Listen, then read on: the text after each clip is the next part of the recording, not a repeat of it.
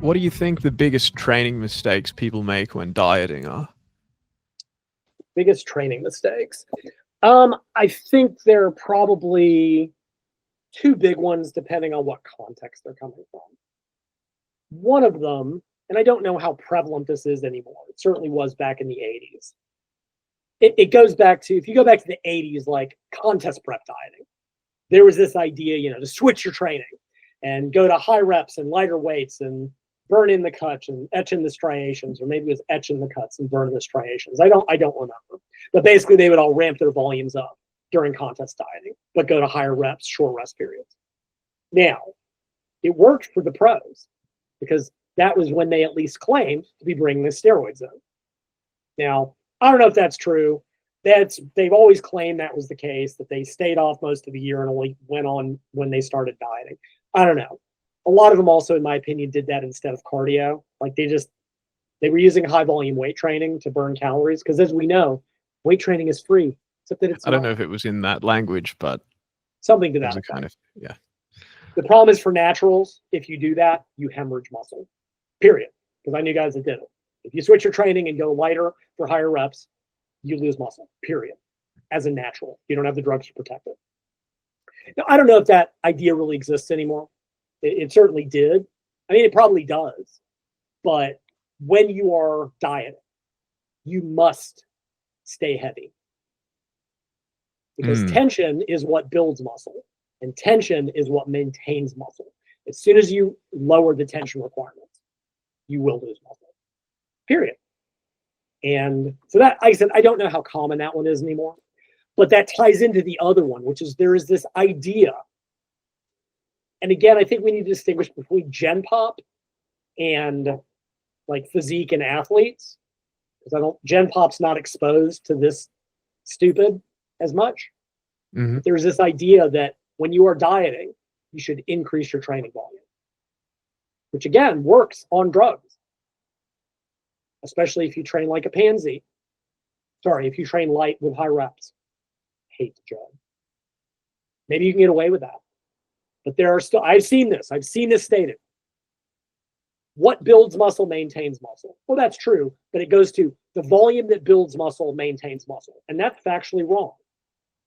We know that you can maintain muscle mass on a huge reduction in volume. That's the big discovery 2 years ago, right? Vintage was like, you can maintain muscle on really a lot lower volumes than we thought. Gee, really? In that 2002. Now they will counter, but those studies weren't done during dieting. I don't give a shit. That's a hand wave. What changes? Why would you need more volume when you're dieting and your recovery is lower? Explain the logic of that to me. They're just like, the studies weren't done when they were dieting. Ergo, LOL Lyle. All right, fine. Which is why every physique competitor ends up broken off, overtrained with joint injuries during prep. Period. Because not only do they not reduce their volume like they should eventually, and I'll come back to that, but they think they should increase it. That's with adding cardio. That's with cutting their calories. How in the absolute hell can you justify doing more when your recovery is down? Explain the logic of that to me. There is none. Not to mention the reality. The impact of weight training on fat loss is minimal. Period. It just is. It doesn't burn a lot of calories unless you do too much of it. If you're doing too much of it, you're not training intensely enough. Period. Yeah, indirectly, you can deplete muscle glycogen. That's part of UD2. Look like Larry. Mike has no tan on my website. Right? That is part of that system, but it's also got too heavy workouts for a reason. Right? There could be an indirect effect. And I wrote an article on my website years ago, weight training for fat loss. And I said, if you're going to pick one or the other, pick heavy. You must stay heavy. If you want to add a couple of high rep sets to deplete muscle glycogen, which enhances whole body fat oxidation, that's okay. But only if you reduce the volume of the heavy work. You can't throw it on top because you blow up. And every physique competitor blows up. Larry talked about that when we discussed it with him. Nobody in his gym, they were blown, like the volumes he was doing coming into the tail stages of his diet, they didn't believe it. Because on UD2, you're doing short a short full body workout of like 2 to 3 heavy sets. I had him doing that every third day. Didn't lose any muscle, didn't lose any strength, because he was able to go give it his all. If you're tired and exhausted from contest dieting, you're like, oh God, I got to go do 10 sets for chest. You're going to pace yourself. If you know you've only got 3, you're going to go hard. Yeah. He lost no muscle. He had no joint pain. He never got, because weight training doesn't burn enough calories. You are better off replacing weight training with low intensity cardio, or just diet properly, which we talked about during the RFL podcast, and we're going to prove next year will work, because I know other coaches that do it exactly the way I would do it.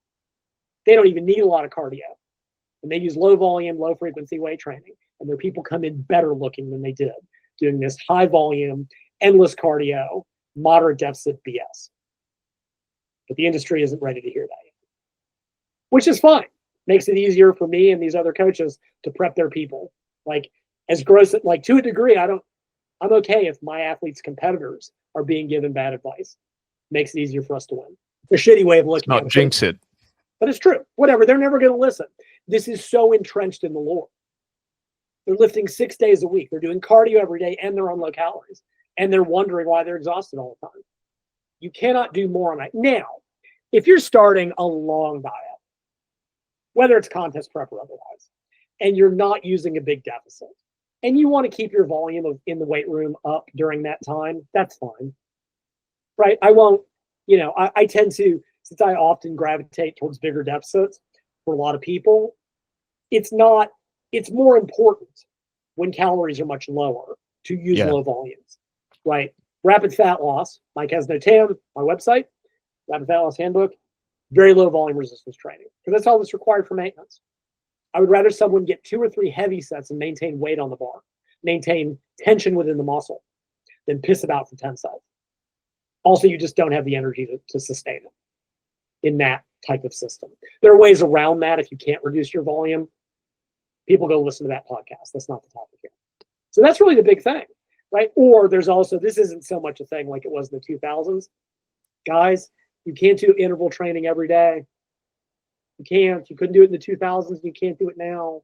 I don't think that's a thing anymore. We've come back around to now low intensity cardio is okay. In the 2000s, they were like, not effective. Then it made you fat somehow.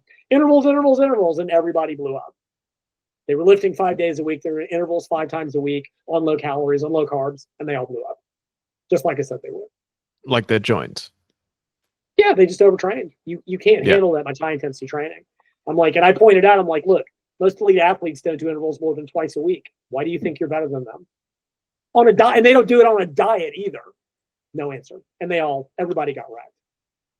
Yeah. Then there were people who tried to do like track sprinting. They just ended up with pulled hamstrings because they were all stupid. But we're right. So for those running things. themselves into the ground, you would advise, hey, lower the training volume, both in the weight room and on the step master. Well, the cardio thing is more complicated than that, right? So there was this opposite argument in the 2000s that, again, needs more contextual nuance. And it still exists now, right? Because here's how you approach contest prep. 2 hours of cardio day, low calories until you either made it to stage or cracked. And most people crack. Then the early data on like women, and menstrual cycle dysfunction and low energy availability started to break. And there was this idea that you should never go below the energy availability threshold. Great advice, but you will never get to stage without crossing that line. And the whole thing about cardio, there is an idea that you'll come across. Oh, if you're doing 2 hours of cardio a day, you're doing it wrong. Well, context.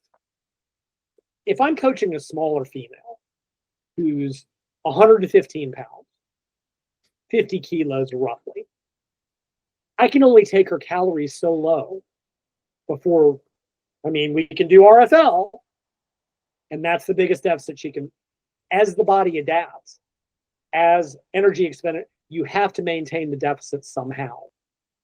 And in some cases, that may mean that amount of cardio. Now, that doesn't mean you should start prep with that amount of cardio. That's where I think people got the wrong idea. You had people that from day one 2 hours of cardio, 1 hour morning and evening, cut their calories hard, intensive weight training, and that screwed them. That would wreck them. The key is that you build it up from a low level as needed, right? Because there is the alternate idea, and I agree with this. Do as little cardio as you need to get to goal, which is at least a little bit more nuanced. If you need more to maintain the deficit, to keep things moving, increase. If you don't need it, don't do it simply because that's what's always been done. And that's kind of what came out of that, right? Like, yeah, again, as you get leaner, as total daily energy expenditure comes down, as all the adaptations occur, you have to sustain the deficit, especially when you're on a schedule, right? You cannot get behind. That may, and you've only got 2 things to manipulate. Well, you got 3 things to manipulate, technically. You increase cardio or NEAT, if you've got that option, which may be falling if you're not tracking it.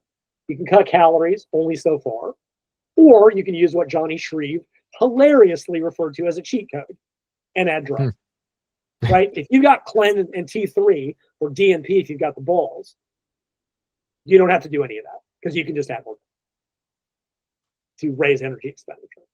But if you're talking about coaching a natural who's much smaller, you've got to sustain the deficit some. And it's funny, you look back at the 80s, right? Where bodybuilders would intuitively diet for their prep, and as much as anything is intuitive. It was just a rule set. Before we scienced the crap out of it, every couple of weeks, they would either cut their calories by 100, usually by switching out starchy carbs for fibrous carbs. That was the big trick. Like, people didn't talk about calories, really. It was very much by feel and by what it was. Or they'd like add 10 minutes of cardio a day every couple of weeks. And years ago, I wrote this really, really tedious article looking at the amount of metabolic adaptation, the decrease in daily energy expenditure, to fat loss at different body fat percentages, based on admittedly limited data. And what I found was that if you're lean, by which for men, sub 15%, for women, sub 22 or so, every 2 pounds of fat loss is about 100 calories. That's what these bodybuilders in the 80s were doing. Every couple of weeks, they would increase their activity by about 50 to 100. They would decrease their food intake. And that way they could just keep the deficit and sustain fat loss into stage. So they were doing it by feel. We just do it a little bit more technically now. So yeah, if you have to increase your cardio to maintain the goal fat loss, then you have to. How much you end up doing will depend. It's not a matter of X amount is right or wrong. Just don't start there. Just don't start with 2 hours a day and 1,200 calories, because that wrecks people. So summing up, don't increase your weight training volume. If you're on a moderate deficit, you can sustain it for a while. But again, as competitor, again, now I'm talking about physique prep. I'm talking about diving to the extremes, not Gen Pop. Gen Pop is not training 6 days a week in the first place, right? Different groups. As you get closer to show, you need to reduce your weight training further. Now people will go, but you're burning less calories. Yeah, a little. Replace it with cardio. Walking on the treadmill will not exhaust you. Trying to grind out more sets of leg press will, when your joints are already aching and you're dehydrated and you're overtrained. Because what do physique competitors report? They come out of their show and they're just broken for a month and they can't train worth a damn, because they've wrecked themselves by systematically overtraining into show. So even if you start a moderate contest prep diet, as you get deeper into it, you must reduce your resistance training while maintaining the quality, by which I mean intensity, by which I mean weight on the bar. If you're having to reduce weight on the bar, nobody's going to maintain 100%. Also, certain exercises are more likely to fall off than others. Squats, bench press. Bench press is notorious. Especially bench, for cratering. Overhead press. With weight loss. Yeah. Right? But machines generally are not. Right? So if you're doing a combination and you go in and your squat pounders are weight, it's leverages, you're dehydrated, it changes your center of gravity. Like, all that changes. But you get on a leg press, I guarantee you can grind out the same weight. Your strength will not be down. And if you lose a couple reps here and there, that's pretty normal. But use machines. And as long as your strength is being maintained, you're not losing muscle. Yep. And you're better off doing 2 or 3 heavy sets, keeping the weight on the bar than trying to piss ass your way through 10. Yeah. So as to your advice to maintain the weight on the bar, preserve intensity in your words, one thing people find when they lower their volumes is that, at least at first, they can express their strength a lot better, since lowering the volume almost functions as like a powerlifting peaking cycle. Yeah. Would you caution people against the temptation to chase PRs during a diet? Yeah, I would. Or would you say that's fine? You would. I mean, whatever. I don't think it's necessary. And like, again, you know, just you have to remember that recovery will be down on a diet of any deficit, and it'll be down more on a bigger deficit. Like, if you produce more, if you're going to do something like RFL. So the goal is not, people do the same thing on my specialization cycles, which we're not going to talk about. When they cut the volume on the other muscle, the maintenance muscle groups, they're like, I'm able to make PRs. Should I? I go, no, because that's not what the word maintenance means. Yeah. Just maintain weight. It's in the name. Yeah. Maintenance. It's right in. It's right there in the name.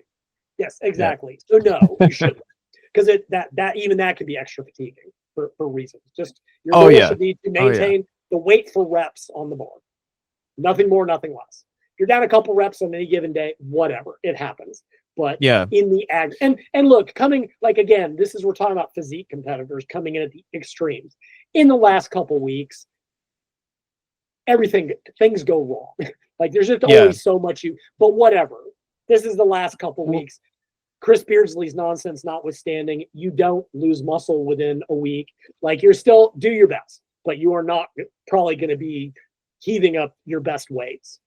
Yeah, and I like that you bring up context. For sure. When we're talking about physique competitors, probably a good idea not to chase PRs like crazy. When we're talking about people who are already really well trained, strong, they can push it.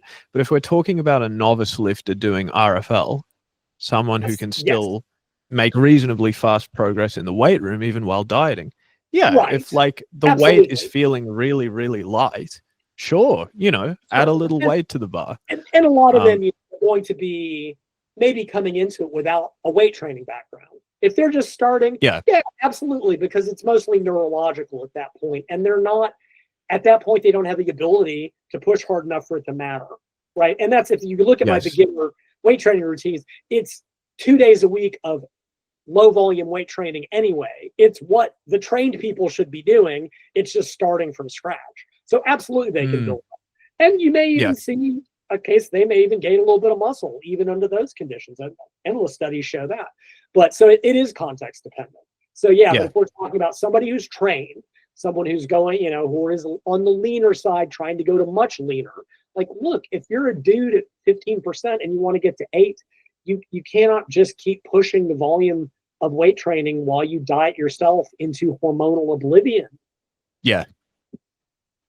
Yeah, so if you're benching 100 kilos for 5x5 before starting the diet, you don't want to be pushing for, 102.5 kilos for 2 sets of 5 the next week, and then 105, then 107.5, and so on. Now, a question that does come up, and this is worth addressing, is, let's say you're doing 100 kilos by 5x5 start of the diet.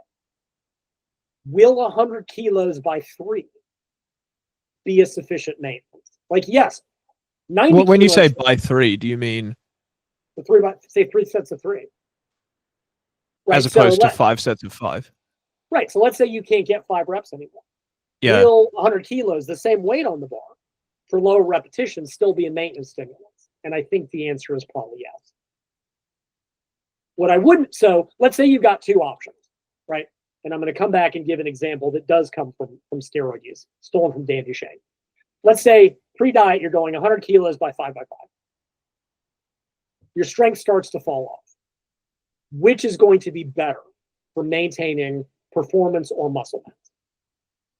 100 kilos by 3x3 or 90 kilos by 5x5? In one case, you've maintained load on the bar and reduced volume. In the other, you've lowered the weight on the bar and maintained volume. I can say without question, 100 kilos by 3x3 will be superior to 90 by 5x5. Period. Right.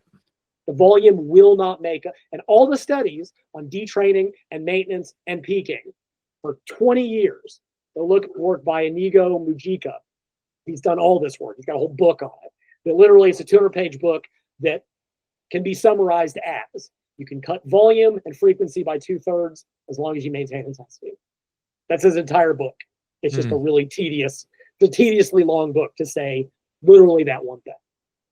So you are better. So back in the day when guys actually used to come off steroids, which they don't anymore, PCT is just a lower dose these days. People don't come off, by and large. There was a big concern. How do you maintain muscle mass? Right? All that stuff. And again, not my area other than what PCT and Clomid and HCG and all this stuff, because guys would go from feeling like gods. Their muscle mass would just fall off because their testosterone would be castrated for 6 to 8 weeks. And Duchesne worried about this a lot. And he came up with the following, which is genius, because he was. He said, look, when you're on enough drugs, you will grow no matter what you do. High reps, low, it doesn't matter. What he recommended, he said, when you're on, get strong in higher repetition ranges. So let's say you got a guy and he can bend up to benching 150 kilos for 20 reps when he's on. When he comes off, he might, let me back up.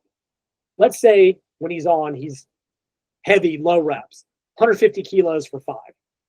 When he comes off, he won't get 150 kilos for 1. He might have to cut the weight back to 100 and he'll lose muscle. Whereas if he works up where he's doing 150 kilos for 20 reps, when he comes off, he might squeeze out 150 kilos by 3 to 5 reps. And by maintaining that tension, even on the lowered volume, he'll lose less muscle. Same thing here. Would it therefore hold that for like natural lifters, you should predominantly train with high reps in the off season? No, not at all, because you're not going to see that kind of drop off absolutely not. That's not what I'm saying, because steroids are going maybe to for enhanced lifters though. No, that's exactly, but that's what he was talking about, was enhanced lifters who want to come off. This doesn't hold for naturals at all, because the natural. Cool. Glad I asked that question. Yeah. So, but my point, the reason I brought up that example is his whole point was, so long as you maintain the tension in the muscle, which means weight on the bar, which is a proxy for muscular tension, you will maintain more muscle than if you reduce the weight. He was just looking at it within the context of coming off of drugs. I'm looking at it within the context of if you must make a choice between reducing your bench press reps per set at the same weight or weight for the same reps, you're better off reducing the reps per set. And actually going to that, when I was coaching Sumi before she retired, she would have these occasional blocks where we had a lot of time before a meet, and I would be upping her hypertrophy volume slightly, which meant I had to reduce her main lift volume. I reduced the total number of heavy reps and sets, but it didn't reduce the weight.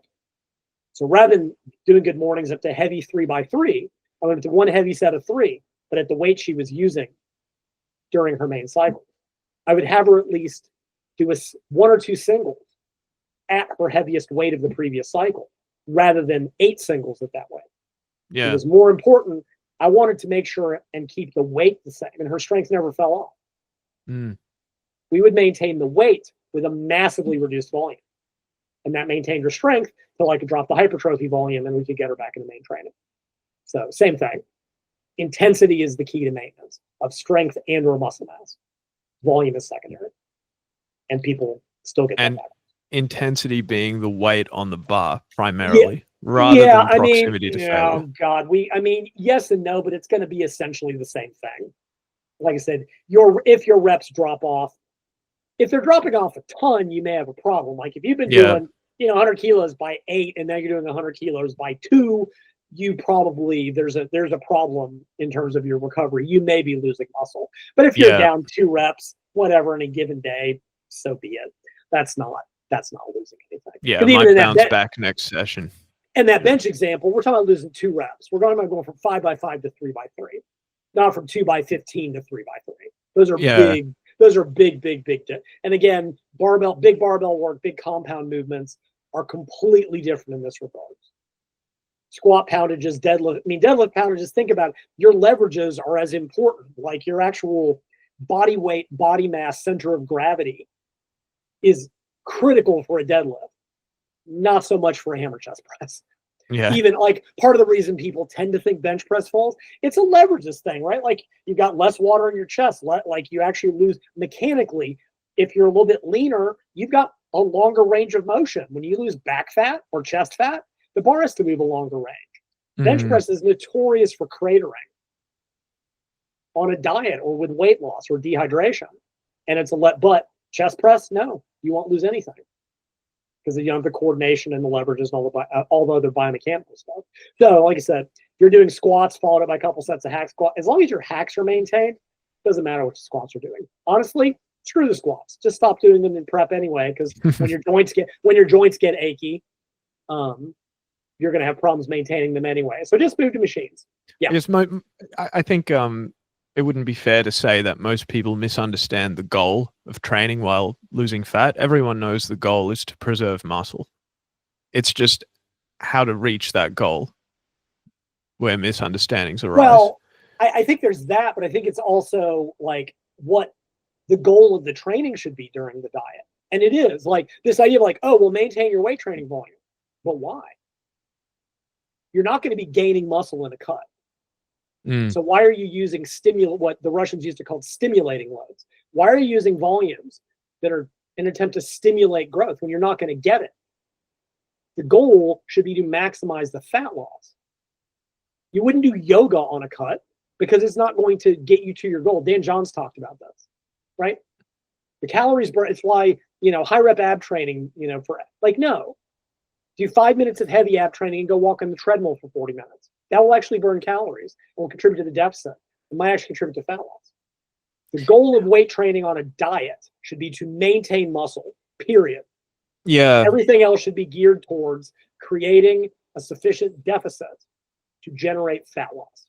I guess playing devil's advocate, the argument would go, there's this anabolic, catabolic continuum where the more training volume you do, the more toward the anabolic end of the spectrum you end up. Yeah, I've seen the charts. Yes, I know exactly. It's in Juggernaut. It's in the RP books. Yes, I've seen these dumbass charts that are dreamt up out of nothing. That something about the ceiling and the base are decreased or increased and something. And that's the argument people make. Well, the maintenance studies weren't dieting and you may need more volume to offset the blah, blah, blah, blah, blah. Fine, study it. Do the work. You can't assume that I'm wrong any more than I can necessarily assume that I'm right, except in the real world, my way works, period. I mean, that's just it. It works, right? So yeah, I agree. Maybe it hasn't been studied in, I don't think, not in trained individuals, but it's just like, you have to explain to me why somehow you need more, because I have seen this argument. Funniest books you'll ever read, Juggernaut Powerlifting Manual. Some of the most ridiculous crap you'll ever see. They argue, number one, you need more volume on a diet. More, not just maintain, more volume. Number two, you need more volume when you're stressed. Number three, you need more volume when you're sick. By that logic, you should need the most weight room volume when you're sick, stressed on a diet. Yeah. Are you kidding me? The three conditions when you have the worst recovery, they say you need the most volume. That's asinine. Yeah, so someone needs to come up with a good biological explanation for me why you would need maintain and or more volume on a diet, especially in the context of sufficient protein, which goes back to the earlier question. I think that reductio ad absurdum is a very good argument against raising volume in a deficit. Like I said, you can maintain. The same rationale holds for like stress and sickness as well. And we know the studies have been done when college students are under higher conditions of stress, they make less gains because we know, God, look at the allostasis model. Look at all of that. The more stress on the body, the less whatever adaptive capacity it has. You cannot do more. Now, again, we can quibble. Can you do the same? That's context. If you're early in a moderate prep, sure, fine. Great. When you're late in a deep prep, absolutely not. because you will break. You will. So. Excellent. Okay. Yeah. Thank you.